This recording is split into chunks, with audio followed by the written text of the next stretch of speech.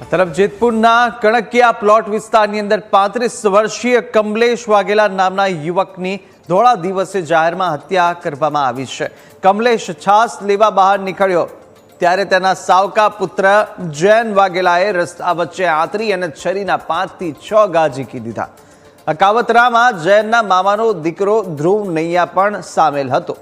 સાથે આખી ઘટના જ્યાં નજીકના સીસીટીવી કેમેરામાં અને ઓડિયો સાથે તે કેદ થઈ છે। પોલીસે બંને આરોપીઓની ધરપકડ કરી લીધી છે। પોલીસ તપાસ મુજબ આ હત્યાનું કારણ 10 વર્ષ જૂનો એક મૈત્રી કરાર છે। જૈનના પિતાના અવસાન બાદ તેની માતા કમલેશ સાથે રહેતી હતી, જેની અદાવત રાખી જૈને આ હત્યા કરી છે। જો કે મૃતકના પરિવારજનોની આશંકા છે કે આ હત્યા પાછળ 12 વર્ષ જૂની વાત નહીં પરંતુ કોઈ એક મોટું રહસ્ય છુપાયેલું છે। આ હિચકારી ઘટનાના વિરોધની અંદર સૌરાષ્ટ્રભરમાંથી વાલ્મીકી સમાજના લોકો જેતપુરમાં ઉમટી પડ્યા હતા। સમાજે રેલી યોજી અને તંત્રને આવેદનપત્ર આપી અને માંગ કરી છે કે આ કેસ ફાસ્ટ ટ્રેક કોર્ટમાં ચલાવી અને હત્યારાઓને ફાંસીની સજા આપવામાં આવે।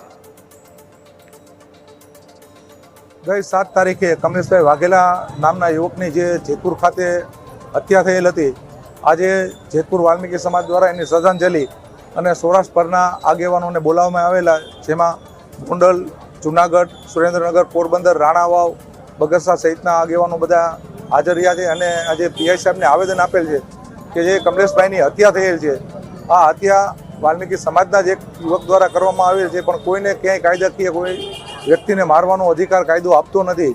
તો આ ગુનેગારને આકરામાં આકરી સજા થાય અને એને દાખલારૂપ સજા મળે એવી તમારા સૌરાષ્ટ્રના તમામ વાલ્મીકી સમાજની લાગણી છે। એમ કે છે મારી માનું વેરવાર્યું, મારી માનું વેરવારવાની વાત જ નથી સાહેબ। આમાં ઊંડું રહસ્ય અને 12 વર્ષ પહેલાની વાત નથી, બહુ ઊંડા ઉતરી અને અમને ન્યાય અપાવો અને અમારા કમલેશભાઈના આત્માને તો જ શાંતિ થાય અને એને ફાંસીની સજા અપાવો।